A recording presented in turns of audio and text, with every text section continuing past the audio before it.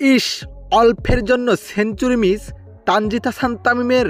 দর্শক, আবারও বাংলাদেশের বিপদে তানজিদ হাসান তামিমের অবিশ্বাস্য ব্যাটিং তাণ্ডব। দর্শক, অস্ট্রেঞ্জিতের বিপক্ষে হোয়াইট লক্ষ্য এড়াতে আজ শুরুতে ব্যাট করতে নেমেছিল বাংলাদেশ। শুরু থেকেই তাণ্ডব চালিয়েছিলেন তানজিদ হাসান তামিম, যেখানে ব্যর্থ ছিলেন ওপেনার পারভেজ হোসেন ইমন এবং ব্যর্থ ছিলেন অধিনায়ক লিটনও।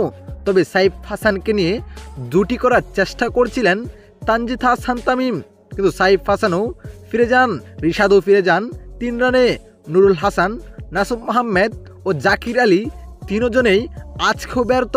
তবে শেষের দিকে তাণ্ডব চালানোর চেষ্টা করছিলেন তানজিদ হাসান তামিম, কিন্তু লাস্ট 6 বলে তানজিদ হাসান তামিমের সেঞ্চুরির জন্য প্রয়োজন ছিল 11 রান, কিন্তু প্রথম বলেই ক্যাচ আউট হয়ে টেবিলে এনে ফিরে যান তিনি।